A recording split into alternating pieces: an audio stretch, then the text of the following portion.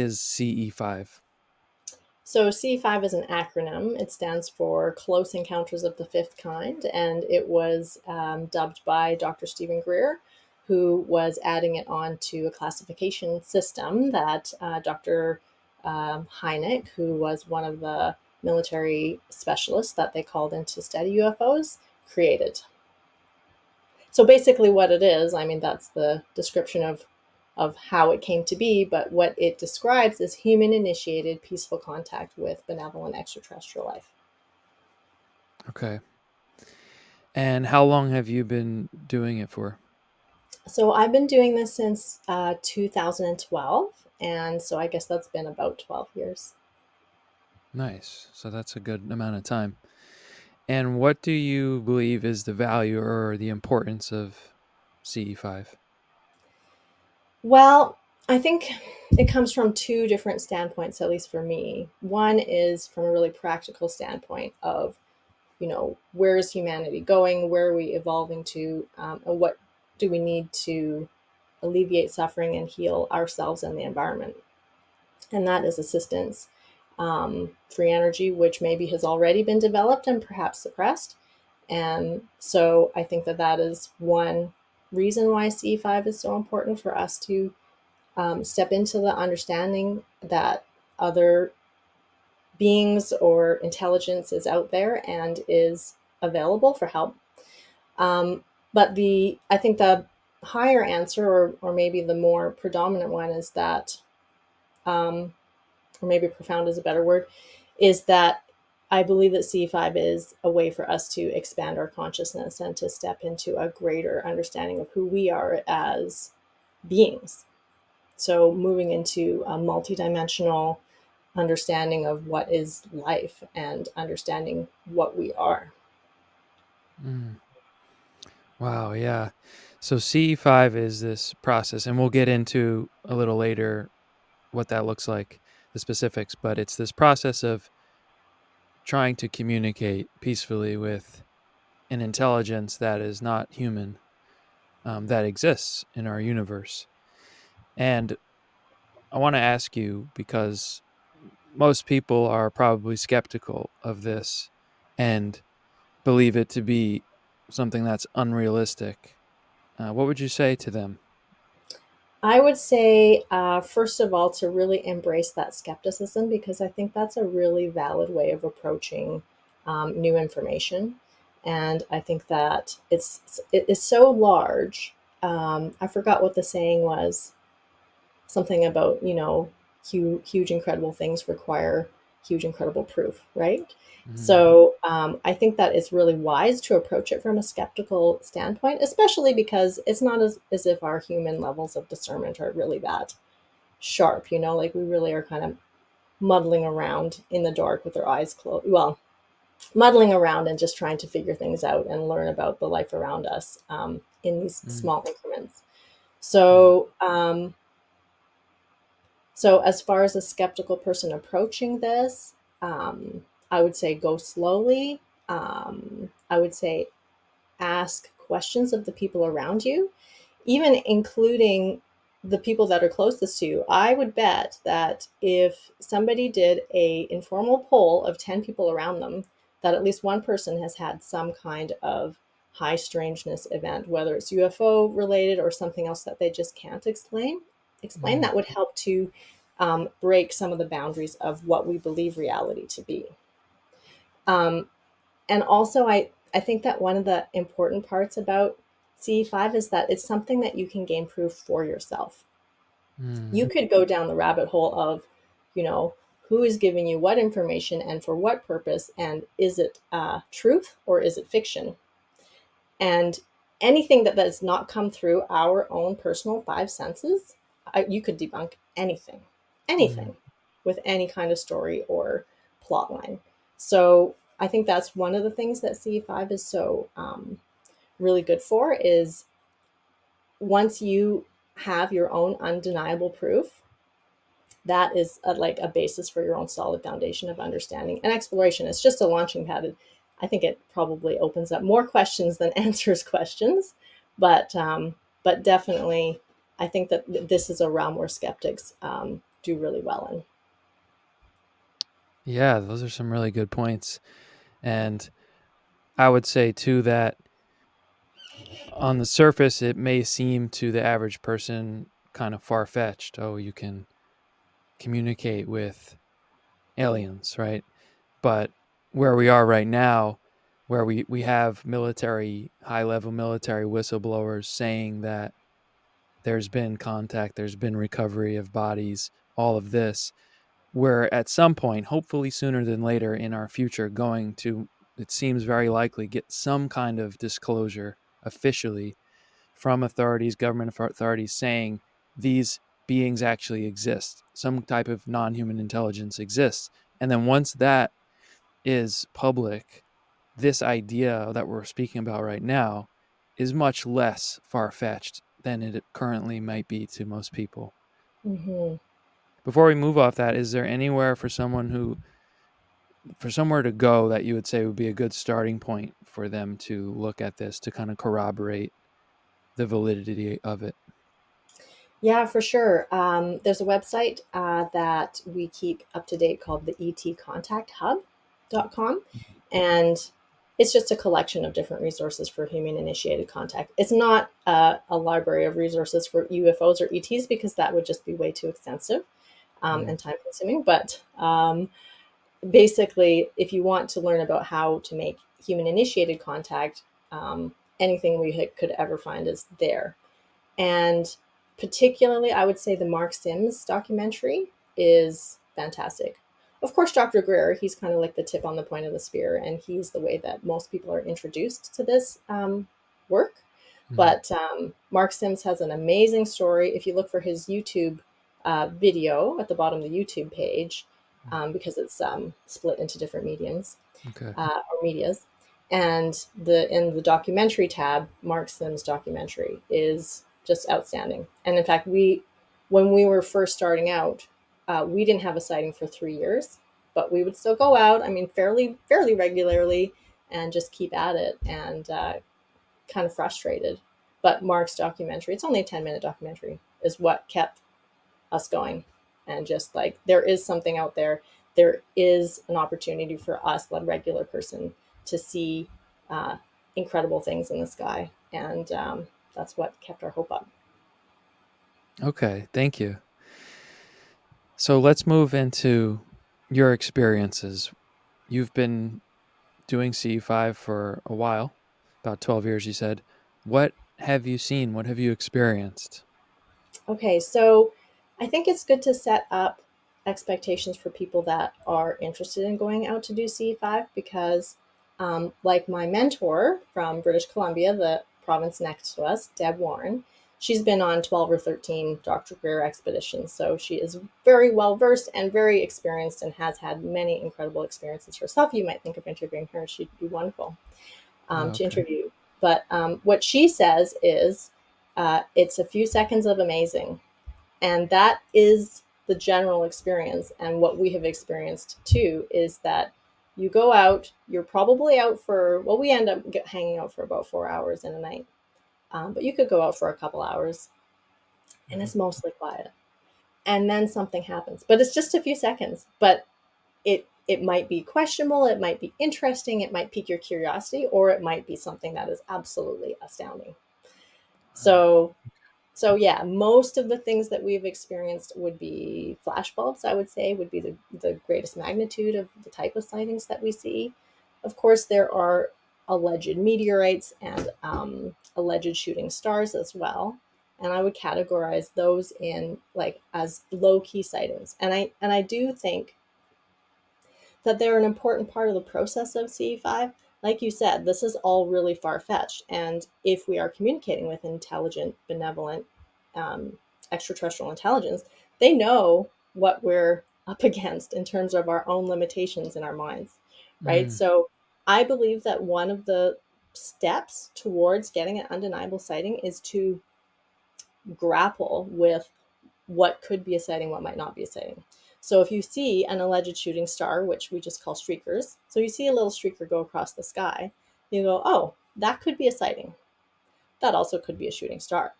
And how do I deal with my own frustration with that? And it Right. is a bit of a like an evolutionary, like an emotionally evolutionary jump for people to get into this idea of like, okay, well, I can't always be 100% right all the time. I can't know everything, and that is kind of the way life operates. Life is a mystery. So Mm, I think that that's kind of like a little badge you can put on, and then that allows, it's almost like the ETs are like, okay, this person is ready to have an undeniable sighting.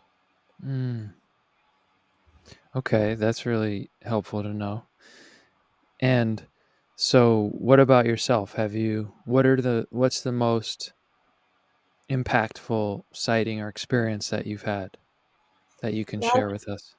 I've had several, Okay. and it's hard to choose from because they're all so different.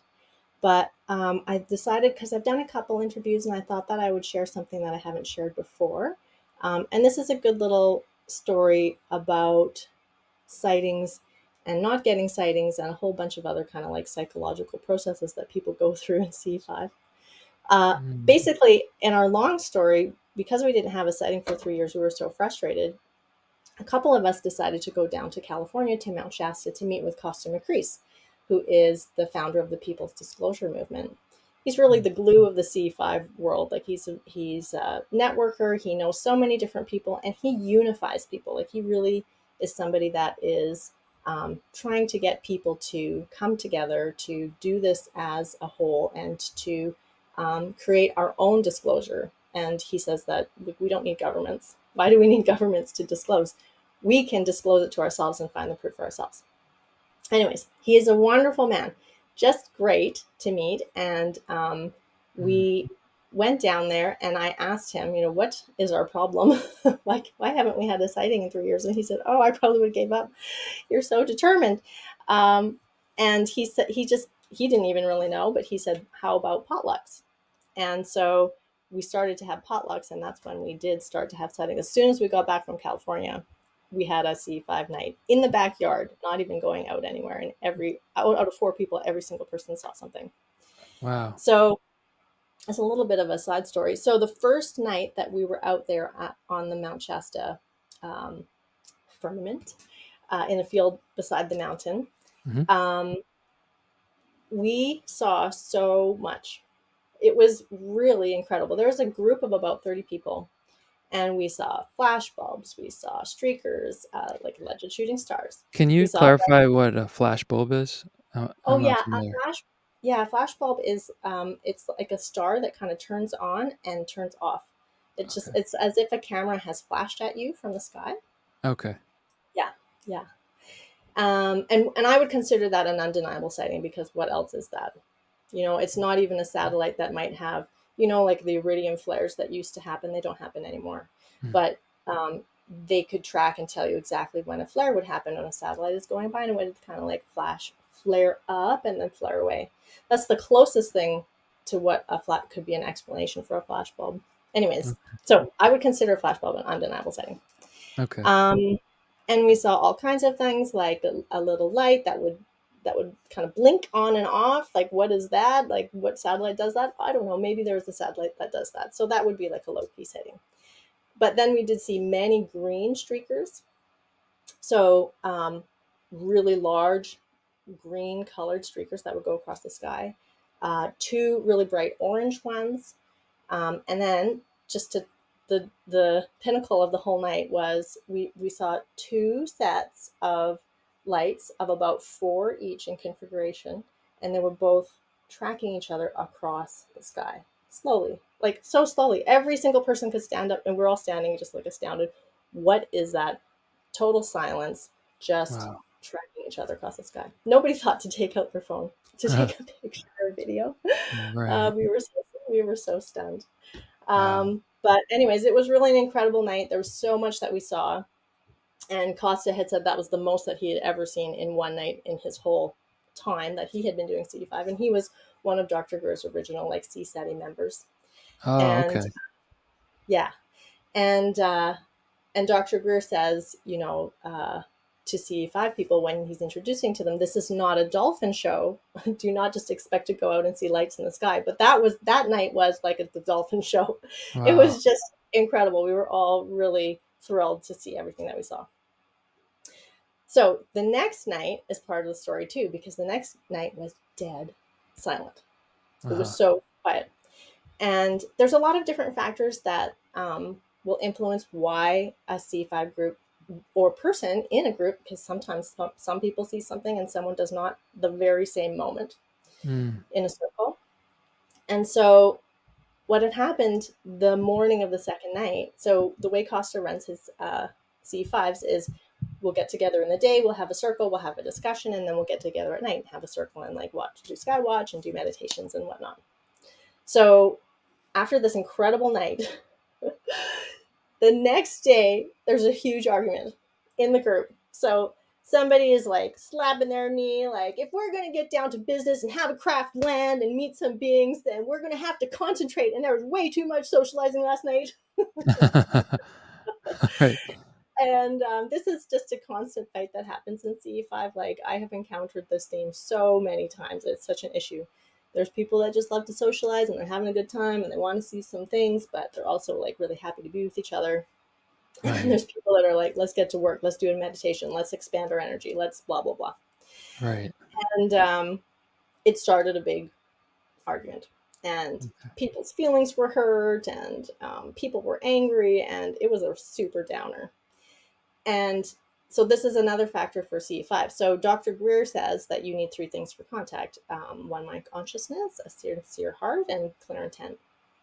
As I've kind of explored CE5 and met many different people around the world and learned how they do CE5, to me it's just really even simpler than that. It comes down to just two really simple things, which is to be high vibration, high frequency, meaning just like happy, in a good mood, peaceful, coherent, not like down, negative, depressed, angry, resentful.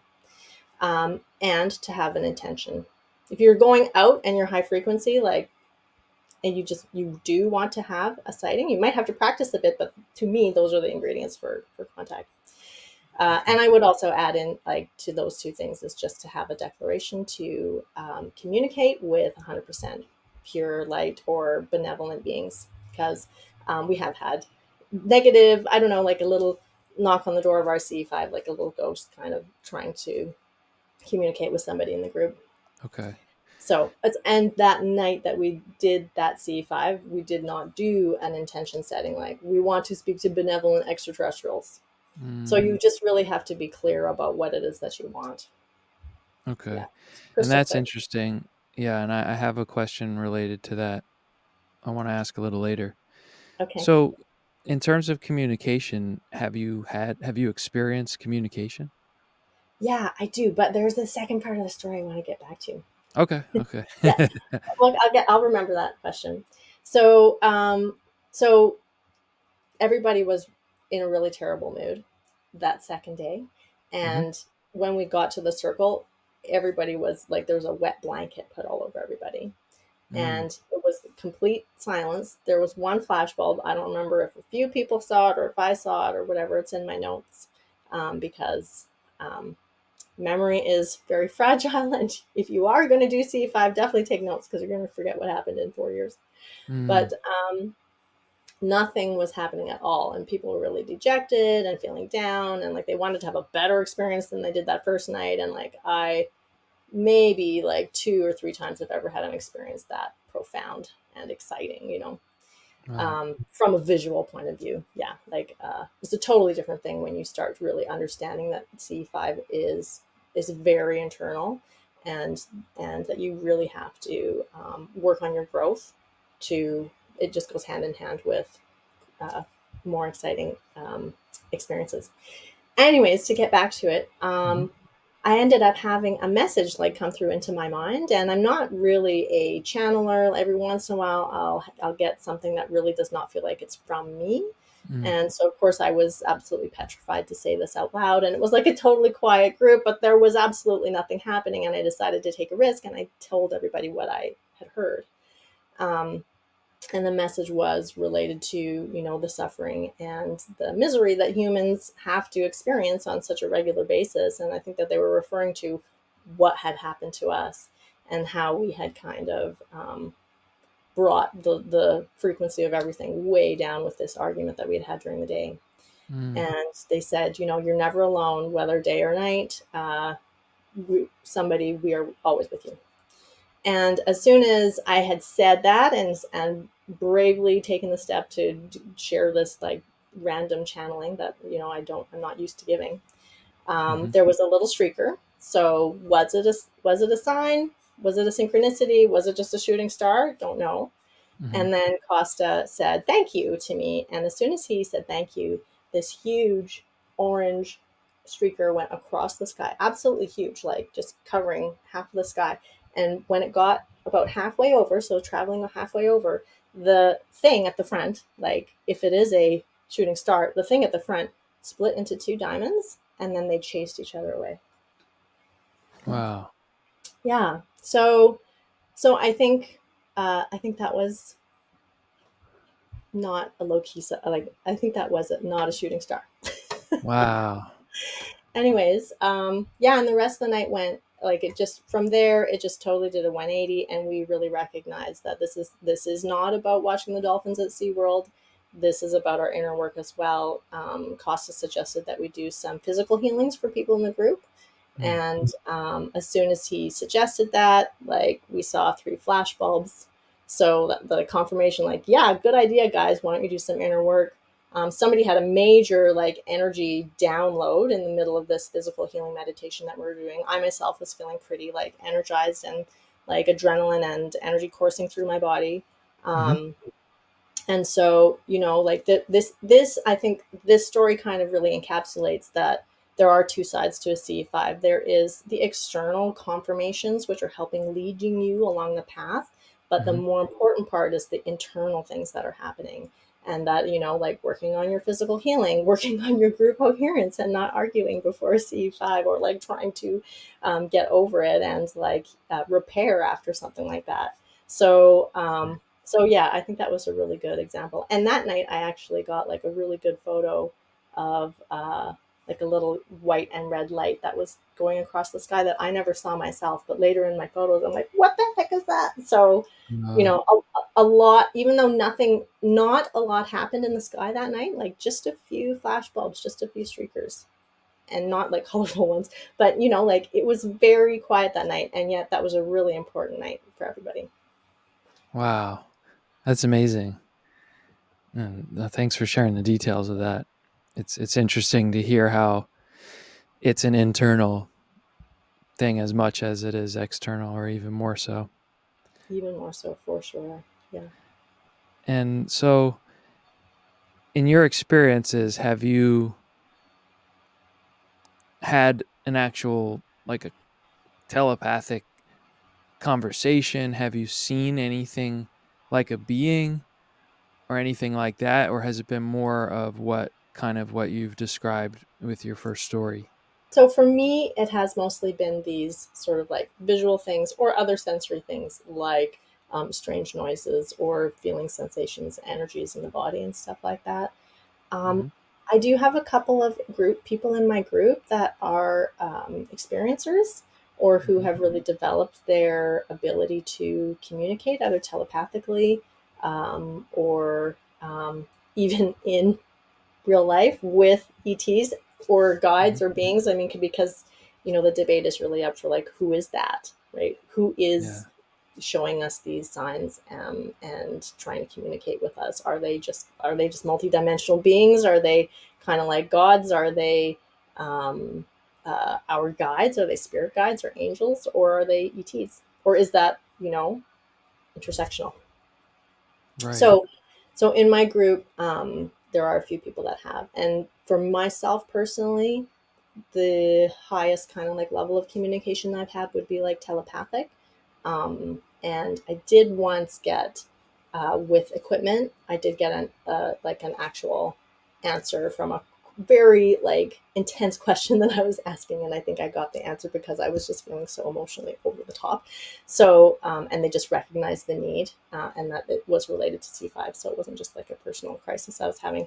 But yeah, people in my group have seen beings, have communicated with them. Okay. So then what do you think, like let's say I just think of myself, right? Um I would it's a little scary to me, but I know I have the courage and the kind of the baseline to kind of handle my energy, that I would be interested in having like a conversation with a being, right? And just to say, just I don't know, just to say, who are you? What's going on here? Um, I just want to know. I'm just curious. So, what do you think stops? What's the gap between that being able to happen versus this more sort of indirect way, kind of like what you've described? You know, I don't know. I'm sure everyone's case is different. Is it something like you necessarily haven't desired to literally like see a some type of form, whether it's a projection or it's physical, and speak with it, or what's going on there? I don't know. Yeah, the gap is readiness. It's each Uh, individual's readiness for that. I know that I'm not ready. I wish I was, and maybe I'm not working on it enough. I think that they meet us halfway. So if I had an intention and I was doing my homework and really doing the next steps, which actually in my case is, and we have already kind of started this. mhm. It is just fully going within. We rarely go outside anymore. We would like much more likely do a meditation together or working on trying to do out of body experiences or something like that, Okay. to get ready for something like that And because it you would. feel that you're not. You feel like you're not ready when you think about it personally. It's not that I feel like I'm not ready. I think I'm just obviously not ready, or it's just Okay. not the time for me. And maybe Okay. there's other factors other than readiness. Like, what's the point of them going through all of this like energy and effort to have to have communication with me when I'm not, I don't know, doing anything that like it's not relevant. And Mm, I think that's part of like tying back into this, like either possibly like you could call it spiritual aspect to it, or this part of like internal growth and evolution, is that like what is really relevant. So if I go out by myself to do a CE5, I very rarely see stuff. I have mm, members of my group that see stuff. They're just walking along the street and they're like, "Hi guys," and they get a flashbulb, right? uh, So like I have no idea what is the threshold for that, like why some people are seeing so much and some people are not. I think for me it's irrelevant, and it's not like for me mhm. to have a sighting in the sky, it is irrelevant to my growth because I know they're there. I believe that, and Right. I know my next step is internal, so why do I need a sighting? But if Right. I'm out with a group of people and I'm facilitating their growth and expansion by being the leader to help them to have their own sightings, then we see stuff. That makes sense. Yeah, I think there's so much that's a mystery and that we don't fully understand, and but clearly there is something, like you just alluded to group consciousness and consciousness in general. But obviously when there's a collective group, there's something there. There's a power and energy there. And yeah, I think the science will eventually catch up, but still not quite as developed. So that's really interesting. And have you seen, like, before you got into CE5, did you ever have a UFO sighting or anything like that that got you interested, or you were just always open minded to it? The first time I saw a streaker was in 2012 when I was interested in C5. I don't even remember how those overlapped exactly, but yeah, pretty Mhm. much it was all congruent. All my UFO settings are congruent with getting involved with C5. I've had some weird stuff happen in the past, but Yes. not C5. Right. So let me ask you then. This is something that I am often contemplating with this whole UFO enigma and what's been going on, probably for a long time, hundreds, thousands of years, but at least, very definitively since the 1940s till now, the better part of the last 80 years. And what puzzles me, and I bring this question up to the few people that will have this conversation with me, is why the secrecy? What is the need to have such a strict secrecy? What is stopping these beings from revealing their existence in a more widely known way? And I know this is all speculative, but I'm just curious of what your take is on that. Hmm. Yeah, so what I believe is that Earth is a plane of demonstration or experience that, as beings and individual souls, we come down to experience. So I think the answer to that for me would be that we are, um, it would kind of ruin the experience if we knew as soon as we were born that we have so much support and we are multidimensional, powerful beings ourselves, and that there is no such thing as death, right? So I think that we come here to play a really rough game, like a hard game. And we're coming to a point in our evolution where that game is going to get easier. Once we have disclosure, we have free energy, we have the knowledge that there is just like so much more beyond who we think we are. Like, just imagine how the anxiety and depression of the everyday man would just like vanish, right? Yeah. So, Yep. so I think that we're changing into a new game pretty soon here. But I think that up until now, I don't think that they've necessarily been hiding, but according to the rules of the game or the parameters, is, they can't just like inject themselves into our reality without us being ready for it. Um, but I do think that they're there.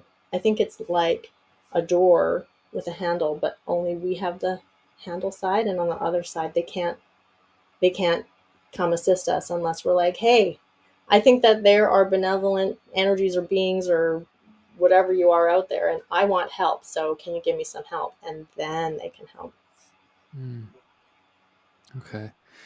And what do you think about the spectrum of experiences that people have reported over the decades, ranging from benevolent to others that are more invasive or seemingly sinister? Hmm.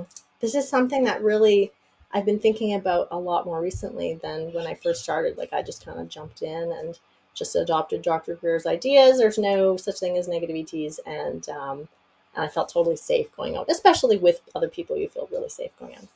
Mm-hmm. Recently, I've just been researching more about that, um, and it is interesting. I know different researchers' perspectives. So, like Grant Cameron is like, "Oh no, this is just all one mind consciousness." Those types of things are just a reflection of our own inner like problems Ah, manifesting themselves into reality or something like that. And I don't fully agree with that. I mean, people have had some really bad experiences. right. So, like, are there negative ETs? Are there negative beings? Maybe they're not even ETs, right? Like, then you hear like the theory that some beings are actually like stuck on Earth and they might seem extraterrestrial because they don't look like us at all, but they Mm, they don't have interdimensional space travel and therefore they're not technically ETs. I don't 100% know, but like at the beginning, I was saying to skeptical people, like, be skeptical. Like, this is a really good thing to be cautious with and to do research on and to make sure that you are approaching this in the safest way for yourself. And to me, what has always worked for us is just to make a declaration that we only want to communicate with 100% pure light or with benevolent beings who have humanity's best interest at heart. gotcha. So, do you believe that people who are seeking out communication with non-human intelligence with through something like CE5, do you feel that people can actually make an impact on how these beings perceive the human race and choose to interact with us? Because I know, some years ago when I was listening to Dr. Greer talk about it, I know that that was part of his rationale in the CE5 initiative was, and it kind of makes sense to me logically. The way that he explained it was the government hasn't done anything about it all this time substantially. So the idea is to kind of bypass them and open up a line of communication, and then if enough people were to actually do that, then the beings may sort of change the way that they're going about, what their interaction is with human beings. Mhm. What your thoughts are on that. Yeah, absolutely. I think one part of it is that, like, we got to be ambassadors for ourselves and advocate that we're worth saving. We're not on a Mm, good track right now. We really need help. And if the ETs are looking down at us and they're like, oh, well, yeah, mostly selfish people who are just out for themselves and no value in what they would contribute as a future, race that's beyond civilization 0 or 1 or wherever we are at right now. Um, right. so yeah, I think that in a way we kind of got to do our own PR in a way and say like, no, like we do have, everybody has value and every experience in being has its own place, right? But Mhm. when we take power into our own hands, we declare that we are no longer subservient to a government or to an entity like an organization that is supposed to be taking care of us, and those so therefore we become leaders in our own right and um, representatives of the human race that can communicate with other representatives of other races or beings or whatever it is that is out there that we're communicating with, right? So so in a way, CE5 is a way about self-empowerment and sovereignty and a breaking and a dissolving of all of this like hierarchical BS that we've been living in. And, maybe it's not BS, it's just kind of part of the process, right? Like it's easy to get frustrated about it and look at it negatively. But maybe this is part of our evolution that the ETs want us to get to is to get out of following and get into leading and making this effort ourselves. Right.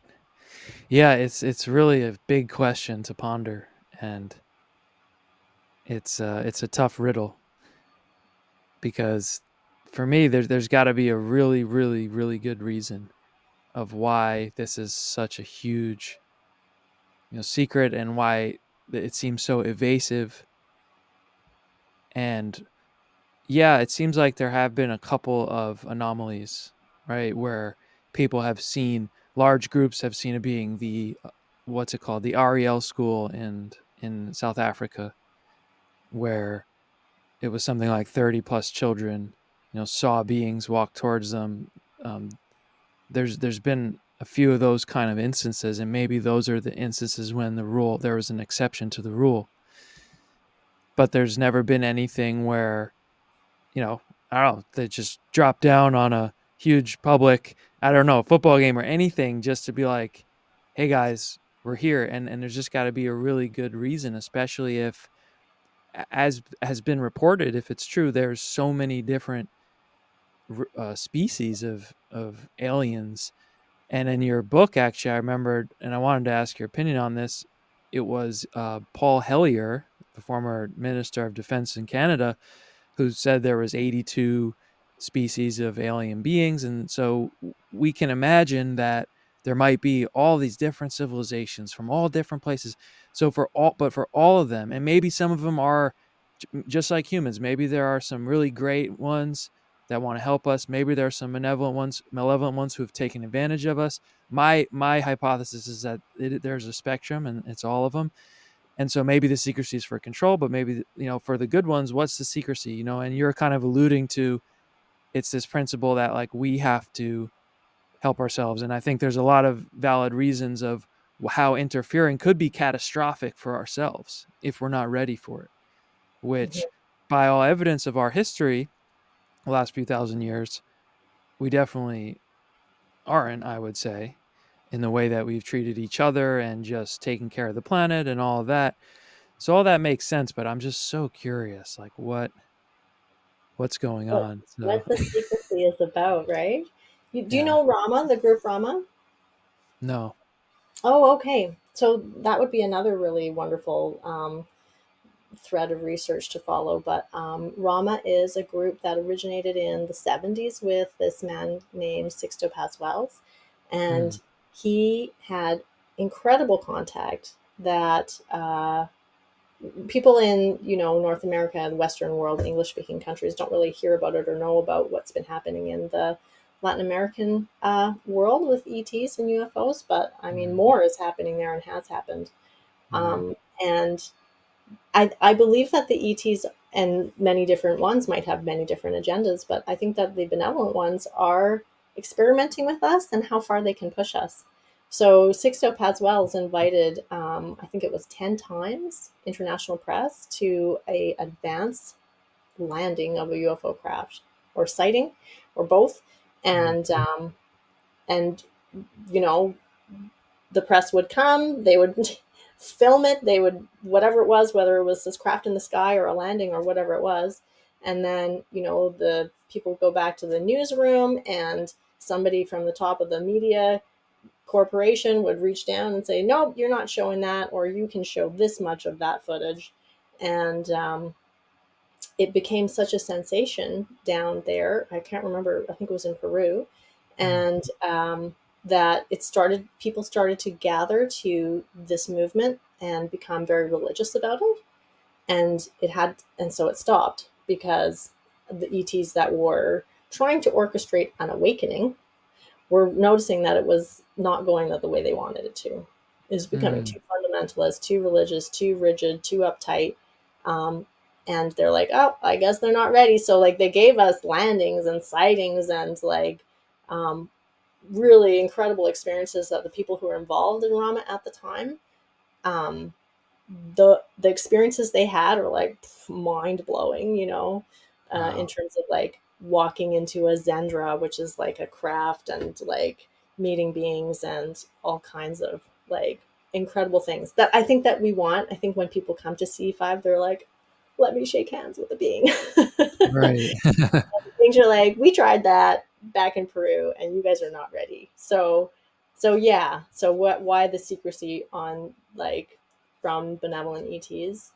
I think that they are trying in different areas and pushing and just seeing how far they can get with helping us awaken. Mm. So then, from your perspective, what's your read on what's going on? Obviously, last year, David Grusch.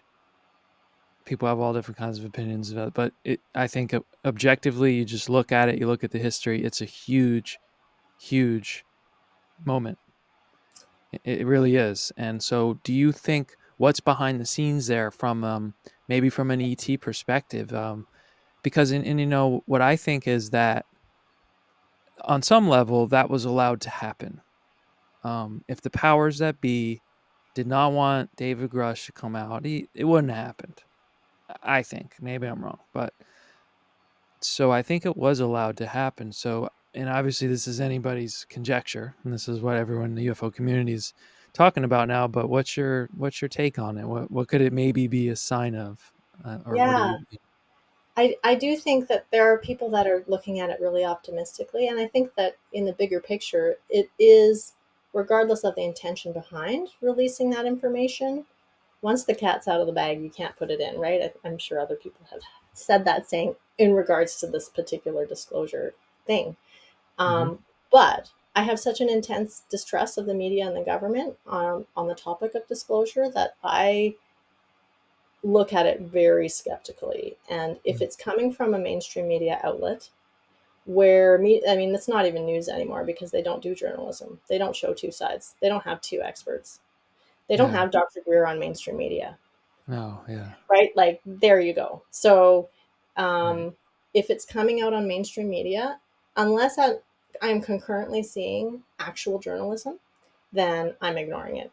So it is interesting, it's kind of exciting, but then you're like, ooh, that's really cool. And then you read the interview with Grusch and then you see the word threat 3 times.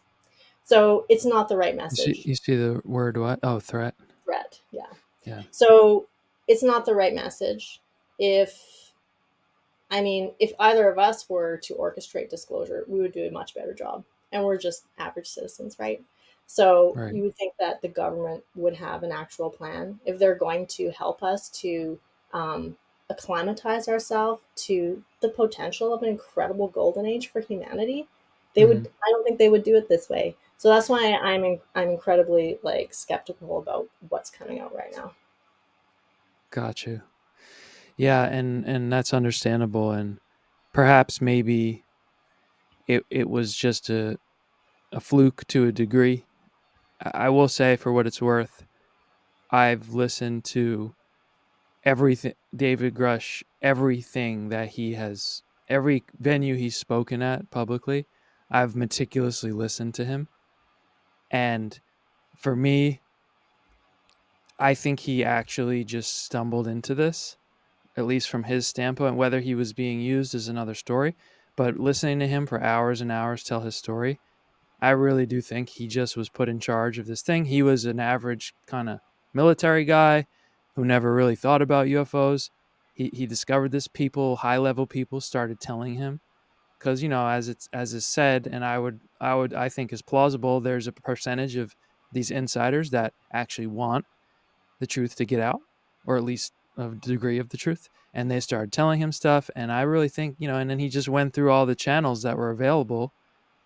So I think, that he actually is being sincere. Now the question is, if there's other strings being pulled, of course, I think there is, but I lean towards optimism on this personally. Um, but I understand all the skepticism, and of course it's moving slow now. And but I don't know, it would just change everything, right? In so many ways. So it's exciting, but it's also frustrating at the same time, I feel, Mm-hmm. You also got to because wonder, like, he might be putting out a different message than what the media is cutting and editing and printing. yes, and yes, and I will say too that when he came out, the main actually, for the biggest time in my life, obviously we all know that the mainstream media is compromised by, Bought and uh, sold. yeah, Yeah. but they like showed their cards in a way, because that day, week after he did the first interview, which was on the News Nation, um, nobody touched it. None of those mainstream medias touched it, not even to smear him. And to Yeah. me, I was like, wow, they're not even going to touch this. It wasn't until that hearing that they then kind of reluctantly, a few of them covered it. So I don't know. I will say it wasn't really presented through mainstream media, although, News Nation is like independent, but they're like in a gray area. So I don't know. I just share that because I've That's spent a lot of time analyzing the whole thing. So I'll just, yeah, share my view on it anyway. that's Um, good. Yeah, that's definitely a positive spin on that situation. but I do notice that people throw the threat narrative out there, and I think in some sense it's understandable, but it's in another sense it's also illogical. I think, because if there was really a threat where we would need to go to warfare or something, I mean, you're talking about an intelligence that has this type of technology. That's not even a question. So Yeah. we shouldn't. I don't think we should really be talking about a threat necessarily. But of course, that's going to be brought up. Yeah. Yeah. But you just think about it on that one aspect, and it's like immediately logically just obliterated that idea. Why would ETs wait until the last 100 years when we actually have, more sophisticated weapons? Why would they wait until now when they've been here the whole time? Right. We don't even Yeah. have that sophisticated weapons compared to, like being able to master time and space, right? So, like, even there, even now, it would just be no contest if there was a war, like a Yeah. space. And maybe it's just as simple. I was just thinking as you were speaking. Maybe it's just as simple as literally the technology, it being available to the human race, is so incredibly dangerous. This idea that within like this much space you could have enough energy to like literally blow up a planet.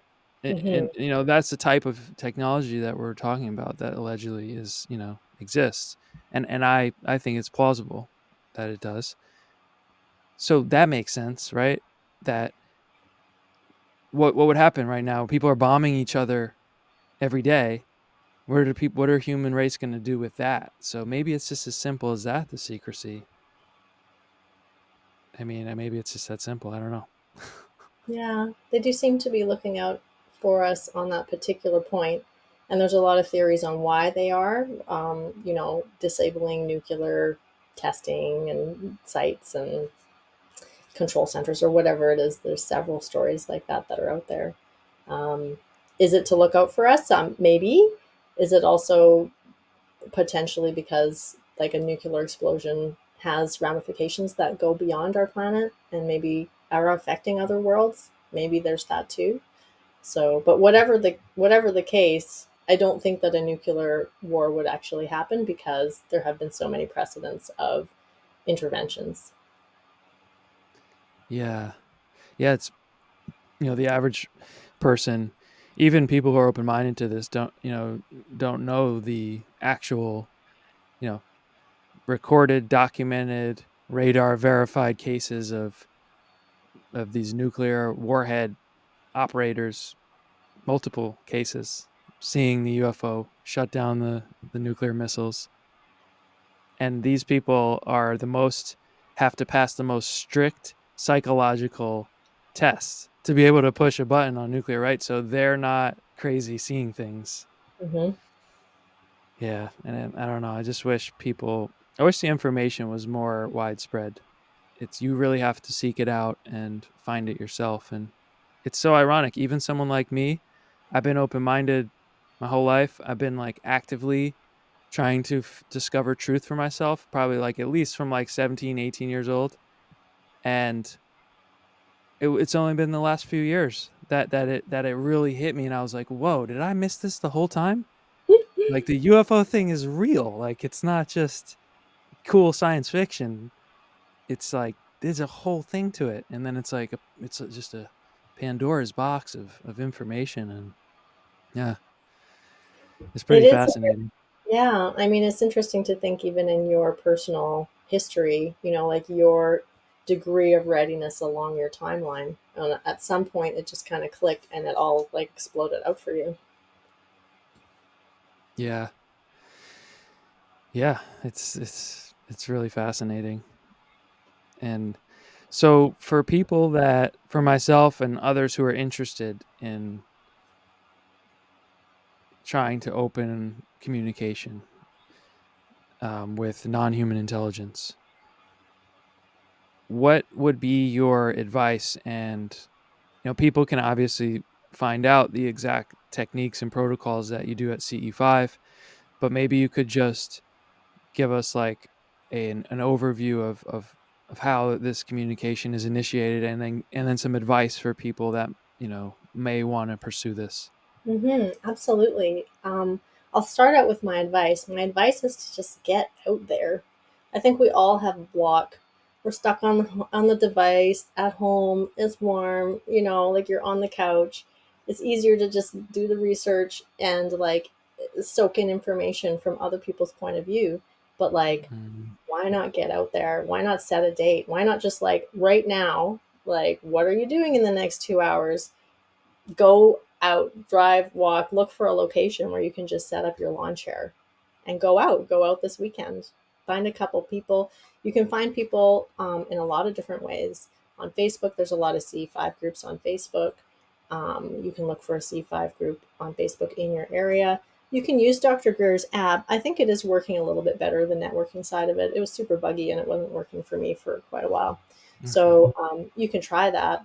Um, but I mean, there's a lot of people, like in Calgary, I think that we've got like 500 people in our Facebook group. So there's people that are out there that are asking the same questions as you and want to get the proof, the undeniable proof, and then start that journey. Like, just do the baby step. Just get a sleeping bag, like that's one of my other pieces of advice. I think that cold people make less contact because you're just in fight or flight and you're in survival. You're not really in like an expanded state of peaceful awareness.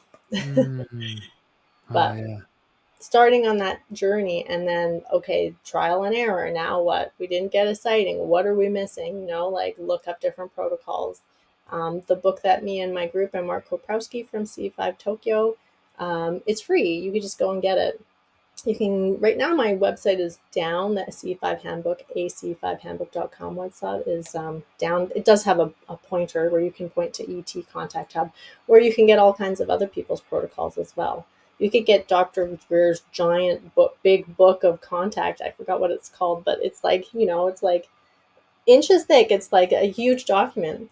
Mm. You can get like a one-page contact protocols from the ET Contact Hub. Um, it really is as simple or as complicated as you want, but I think the key is to just take action. Maybe find a couple of people. You can do CE5 by yourself too. It's more Uh-huh. funner with other people. And I do believe that Right. there's a doubling effect. Every person that you add doubles the effect of your amplification, your telepathy, your intention, the power of what it is that you're asking. So you only need one extra person, maybe two, make it three people. And then if somebody can't go one night, you still have the other person to rely on to go with, to have a good time and have and share experiences with. Because the other thing that when you have another person with you is Uh-huh. you get the multiple witness part of the undeniable sighting. Mm. Yeah. Yeah, I can relate to that. I I'll very briefly share with you my sighting. Yeah, I want to hear it. I was with three friends. We were camping, hiking in the Adirondack Mountains in New York. We were deep in the wilderness, you know, and nobody's around. We're camping on the top of a mountain, and we're looking out at at this vast horizon. You know, we're like the highest point, so you can just see as far as your eye can see, and it's all undeveloped. It's literally just all, national park or a state park. No towns, no lights, and it was uh, it was like after sunset a little, so it's still like light out, but the sun's down, and on the horizon, I just saw a really really bright light, and I was like, "Is that a star already?" I thought it was a star, and I'm like, and my other two friends were right there, way more skeptical people than me, super skeptical people, like, and I said, "Do you guys see that? Is that a star?" And then they look at it, they go, "Oh yeah, what is that?" And then my friend goes, it's moving closer to us." And it hadn't really registered for me yet. And then when he said it, I looked and I'm like, "Oh, yeah, it is moving closer to us." And then it was just like orb, I guess, star-like color. And it just came and floated, and then it came into the valley, right? Where literally there's just nothing, as far as your eye can see. And this thing just floated in the valley, and it just hovered there, and all of us are just like, what is that? I'm trying to think of a rational explanation.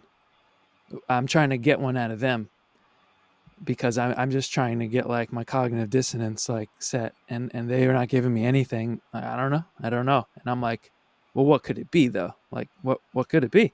And then we're just staring at it, and then I got a little bit fight or flight, because I just felt like there was an observer, there was an intelligence there, and we were so vulnerable. We were in the middle of nowhere, from away from civilization. So I got a little bit like, all right, well, what's going to happen here? Is this thing like watching us? And then we're all looking at it, and it just all of a sudden disappears instantly. Yeah. That So is that was, cool. yeah, that was the one. And then the other one I had, which it's so great to hear what you shared with me today, because it really makes sense in terms of how you explained your experiences in Mount Shasta and the CE5 retreats. And it's this where these things happened right after you were thinking or sharing something. And I was on the mountain up here near my house, where I hike often, and by myself up there. And sometimes on my hikes, I'll think of an idea, and then I'll just turn my phone camera on, and I'll say it and record it. And I was thinking about how I was having this idea in my mind, and I was like, okay, for the last 80 years, it's been this game of like, are they real or not? And I was like appreciating how now, at least I think it's a new game now, where it's like, we're past that. The government's actually already said they're real. Now it's this game of like, how much of the truth and what of the truth is going to get out. And right when I was about to press record to to say the video, my attention was just drawn up to the sky, and I look, and I saw, at like a medium altitude where you would see a plane, and it was a clear day. And when you see a plane in the sky, and like there's nowhere for it to go, like you're gonna see it go the rest of the horizon. Yeah. And I locked onto this gray disc shaped object, classic, the typical. And I'm like, I had just enough time to register for my brain to lock onto it. When I think about it, it was probably like 2 seconds tops. And I saw it, and it starts moving, and I had enough like brain computing to go, oh wow, like where is this gonna go? This is gonna be interesting to track this thing. Like it's disc shaped, it's gray, and then right when I just had enough time, it just vanished. It just vanished, and I was like, "Oh!" And the connection to what I was just about to say was so clear that I was like, I was a little freaked out by it. Honestly, I Yeah. was like, "Oh, who?" All right. I was like, "Okay," and I was so confident in what I saw that there was a stranger that came up like 10 minutes later, walking his dog, and I was like, "I got to share this with somebody." And I went up to him and I told him I just saw a flying disc in the sky. You probably think it'll be crazy, but he was actually very open minded to it, so it was cool. But That's cool. thanks for letting me share those. Oh wow, those are Give great me something more. stories. Yeah. Yeah. It almost feels as if, it's almost like an invitation, or like come down this rabbit hole, or like, yeah, you're on this path of exploration, and yes, it's real. Here you go. Sort of dropping it into your reality. It's funny you say that because that's how I feel about it. That's why I'm like, and a lot of what you said too really resonated in the sense of like, go try to get the firsthand experience yourself. Um, it's a little. I'm a little hesitant. It's a little scary to me, but I feel like in terms of like you were saying, hearing other people's testimony, researching all the literature, all the documentation, everything, it's great to get that context, but at the end of the day, you're never going to be able to know for yourself. And I think there's this mechanism that does exist, remote viewing, CE5, things like that. And why not try? Why not try and see? Maybe you'll get that verification. I know, like the story I just shared with you, the light, because I try to be so fair and open-minded, but also like not jump to conclusions. Okay, the light maybe was something explainable, even though my friends, we know that we saw something. You tried, yeah. You tried to, yeah, But there, debunk. yeah, there was something with the daylight with the gray disc that was like, it was like a gift. It felt like, because Oh, I that's was like, cool. wow, like Mm, that was something. I just saw hmm. something. Yeah. And nobody can tell me otherwise. And you hear that from these people like all across the board saying, I don't care what anyone says, I know what I saw. I know what I I saw get it. it. I get it, Classic. right? Yeah, Yeah. exactly. That's cool. Well, I wonder if maybe part of your direction, and for anyone that is feeling a little bit of fear, is to go out and have some daytime C5s. Like, we've done that a couple of times. We didn't really pursue it very much, but we had some interesting things happening. And Robert Bingham out of Los Angeles, like, he exclusively does daytime sightings, like daytime C5s. He doesn't call them C5s. What does he call them? Summonings, UFO summonings. And he's got some really interesting footage. He's got a whole YouTube channel filled with it. I did an interview with him. So I've got a YouTube channel called How to See a UFO. It's really hard to find. If you type in how to see a UFO, it just doesn't come up. I like half think Ah, I'm shadow banned, but maybe it's just the ah, terminology is too general. But oh wow. if you look up Robert Bingham interview, it will probably come up. But I went through all of his videos to find the best of the best out of them. And the thing with like UFO sightings is this phase of like low key, is it real? Is it not real sightings? And so a lot of his sightings are like a balloon or like a mylar shape that could be a balloon. You think it's a balloon, but nothing's really happening with it. You're just watching it float away. It's like weird, slightly weird, right? So you're like, what is that? Mm-hmm. I know a documentary crew went to film to work with him, and he said, "Oh, look, there's a sighting right there," and it was a balloon, like like a regular like rubber balloon, I believe. And they were like, "That's not a UFO," and they just totally like discarded like the whole idea of working with him, which is really too bad because I think they missed Uh, out. They were not able to go beyond that threshold of like, is it real? Is it not? You know, like dealing with the mystery, dealing with your own emotions about it, dealing with your own like anger. Like, why anger? Why is that the response? So, yeah. anyways, I compiled about like four or so like really cool plasma shapes that, you know, like maybe they do kind of look like balloons, but they're like moving and like doing some weird stuff. Um, and Wow. yeah, they're really good. So that could be something you could do. Go out with somebody, go hang out on a beautiful like sunny day and do some C5 protocols, like basically just get like super high vibration, maybe do a meditation or something like that. I would definitely say like do an intention setting. We intend to connect with 100% pure light beings or benevolent beings or beings with our like highest good at the as the first priority, Mm-hmm. and then see what you get. Might take a few outings to get a sighting or something weird happen, but it's a fun process. Yeah, it sounds like it. And hey, I mean, either way, it's time in nature, which Right. is great. Yeah, Anyway. I mean, you can go literally to the park next door, but you can also go out, and it's just so much better out there for exactly that reason. It's beautiful, and we're so deprived living in a city with sidewalks and concrete and everything. It's so good to Yeah. be out there. What do you think is you mentioned Mount Shasta before. Do you have any ideas about what's going on there? I know there's a lot of theories and rumors about. So many stories from people, right? Yeah, it must be some kind of like um, high strangeness area. Lots of incidents, lots of stories, lots of people with sightings and experiences. Um, Reputedly, there's a base in the mountain. I don't know. I went down to ECETI to do a course with John Vivanco, who's a remote viewer.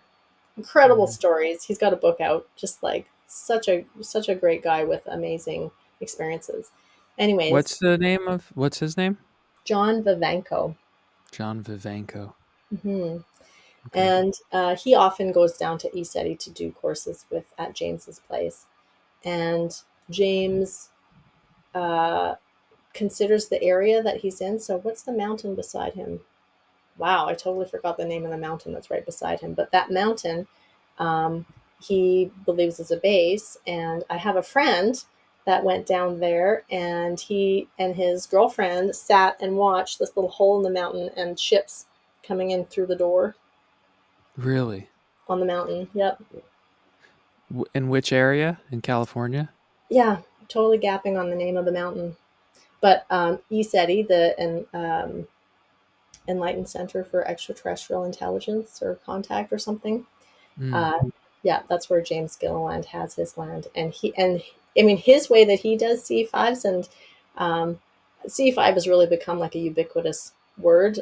He probably wouldn't call it C5. I don't know if he would call it Star Watch or like UFO seeking Mhm. or something, but um, to him, the land has always been magical, and it's literally the reason why he feels that like he has all these experiences. I mean, it's not the only reason he has all these experiences because he is of like a experiencer that has had a near death experience and has had all kinds of like a huge like library of information within him and what has happened to him. But the land itself, like if you just go to the land, like you'll have sightings just because it's like a thoroughfare or something, or maybe there's something about like the area or it's like frequency or dimensionality or whatever it is that allows people to have sightings more easily. Wow. Yeah, there's something there. Ironically, I was there probably in 2012 Oh, okay. just by chance. just by chance. I didn't even know anything about Shasta and all of the mystique surrounding it. My friends and I were on a road trip, and I wanted us to go into a national park and just camp. And I was like, "Oh, look, Shasta National Park!" And we went there. We had some very interesting experiences actually, but no UFO kind of stuff. I wasn't even thinking about that kind of stuff then, but Interesting. Oh, yeah, that's cool. And just to clarify, I remembered the name. I think it's Mount Adams that you said he is beside. So Shasta would be different, but it sounds like very similar places. yeah, yeah. I Like, know people have reported a lot of UFO activity near Shasta. mhm, Apparently, mhm. Yeah, like you just went there camping and you had experiences. Like you didn't even have an intention to go have an experience. no, no, yeah, that's a whole nother story, which I would actually love to tell you. Would save that for another time. It's fascinating and funny experience, but Yeah. yeah, we basically me and my three friends, just to tell you like a one sentence Hmm.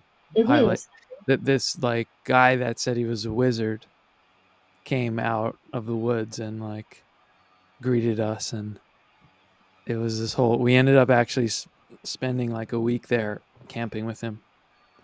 Oh, wow. Yeah, he turned out to actually be a pretty interesting person, like definitely very spiritually on some kind of level, but he was also like, he had this kind of crazy side to him, for lack of a better term. He had this like aggressive, unstable side to him that was a little bit uh, off-putting, but the other side of him was so fascinating because he was clearly like Mm. on some Mhm. kind of level, and I was just like, we were all kind of like interested in listening to what he had to say. Yeah. That really speaks to, because people who do, and I met a ton of people who are experiencers or who are like that, who are on some kind of other level and have gained abilities that the average person does not have, like seeing auras and like healing people and things like that. I think it is destabilizing, and I think that's why the readiness is so important, to build your own foundation first, because sometimes if you move into this world too quickly, or maybe for whatever reason your path is to be in this world and have those abilities, and knowledge and experiences, I think it can screw you up a little bit. And Mhm. so it's like, how do you stay stable and explore this at the same time? Yeah. Yeah. What's your view on what do you think happens to our consciousness when we die? Hmm. I think that we do move on. I think that there's definitely a bit of an earth loop going on, and that people kind of are here playing this game for a while until you get out. And I think that would be, I guess, getting off the wheel of karma, or, different spiritual modalities describe it differently. But I think that you can get out. I mean, if anybody's interested, definitely check out Mark Sims' talk, which he gave at one of Dr. Greer's expeditions, Mm. which describes a being that he met that described to him the structure of, the life on Earth, and how people um, evolve through the Earth experience. Gotta check that out. Yeah, I mean that's the big question. One of the things that where my mind goes, I don't know what your thoughts are on this. When I think of disclosure, or I think of the possibility of open communication with a higher intelligence of other civilizations, highly advanced, highly more intelligent, potentially, some say millions of years of evolution. I immediately logically go to like, okay, well, they have to know significantly more about what death is all about. Where are we going? What is this experience all about? And that to me, I know not everyone agrees with this, but I think that that is like a logical first step, is like a knowledge that I would want to ask from these higher intelligent beings is like, okay, what's happening when I die, and what, Go and for it. like you alluded to, I think some of the Eastern and others, but from my experience, the Eastern philosophies and Hinduism and Buddhism and so forth, this idea that there's a way through developing one's awareness and consciousness to not have to stay in this rebirth cycle, and perhaps have a greater freedom of the soul on another kind of plane. And I don't know. I mean, I can't prove that, but it's always resonated with me. Hmm. But Yeah. I don't know. Yeah, I mean, absolutely. they have to know more about reality than we do, right? I would imagine that they do, and the people that I know that are experiencers do get lessons or information, right? Like James Gilliland is one of them, right? Or Mm, Samoya Shelley Yates, or her beings have told her all kinds of things about, how to um, assist each other by being in high frequency, and mm, what life is all about, and what happens after we die, and all kinds of questions like that. But at the same time, and I'm really connected with, particularly with Samoya Shelley Yates. At the same time, I think they too are enjoying the challenge of working with people of Earth, because it is such a volatile planet. It This is such, like, I think that ETs, like the Rama ETs, I think that they were thinking that their project with Six Topaz Wells was going to go in a totally different direction, and then it just did not. And so I think that playing on the Earth, in the Earth game, is really exciting and fun for them. And I'm sure it's also profound. I'm sure it's not just a silly game, but I think that on one hand, they do have a lot more profound knowledge than we do, like much more. But at the same time, I think they're still grappling with the mystery of life, and also with trying to um, work with whatever agendas that they're working with us on Earth. Are they just here to help us? Are they helping us because if they help us, it will help them in their area of the universe? Or, like, what is it that they're here for? And there might be thousands of different agendas. yeah, I agree. I agree. I think we may have this tendency as humans to want to simplify things and say it's either this or that, or it's this.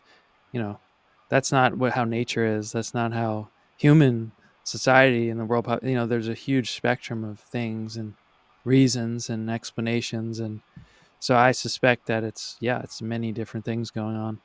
And there is this theme, I think, in all the world traditions and philosophies and spiritual traditions of, especially like Native American, to give one example, it's the great mystery, so we're and like the Egyptians, or the Hermetics, the all is unknowable. And so yeah, I get it, like in its essence it's not knowable, Hmm. and it's supposed to be this mystery that we're supposed to be trying to evolve and kind of figure out. But at the same time, there's definitely deeper understandings, and there's these highly more intelligent beings. I have to assume that they know a lot more about what is this reality, what is consciousness, what is this world.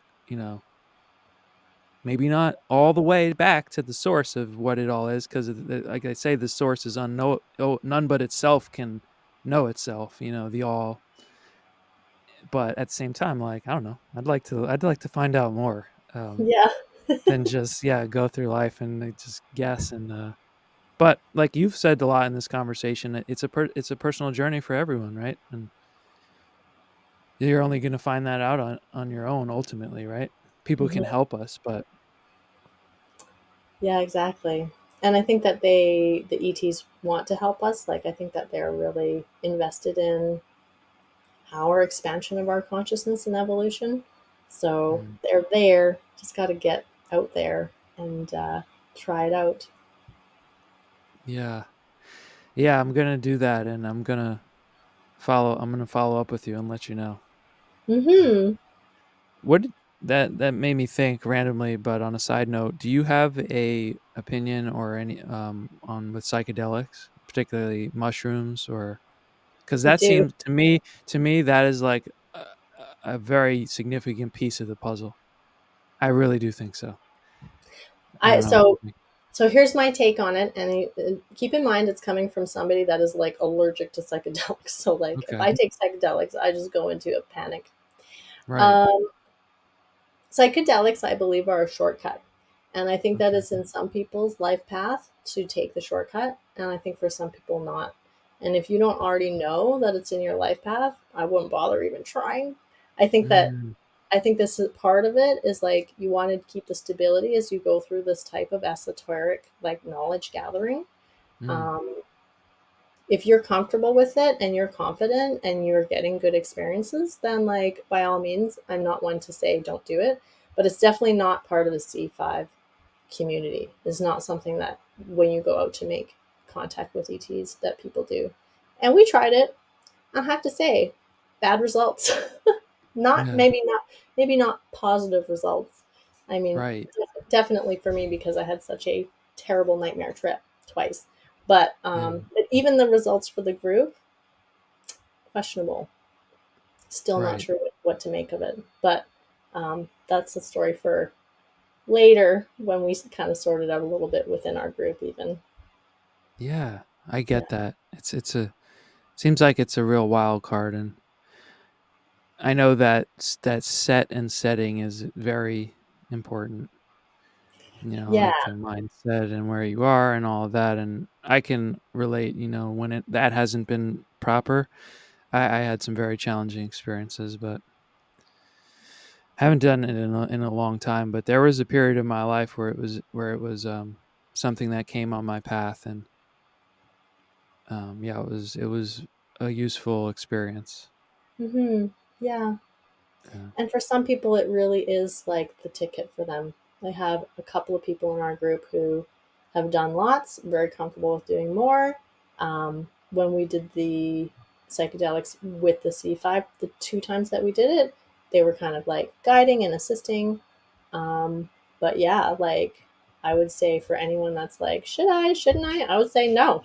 All of those other experiences, and like there's like reams and reams more of experiences that I've had, were all sober. Like there's Right. no need to, I guess, almost even kind of taint the validity of your experiences, because if somebody knows you're high and they're like, and you're like, and I saw a UFO with my buddies, even Yeah.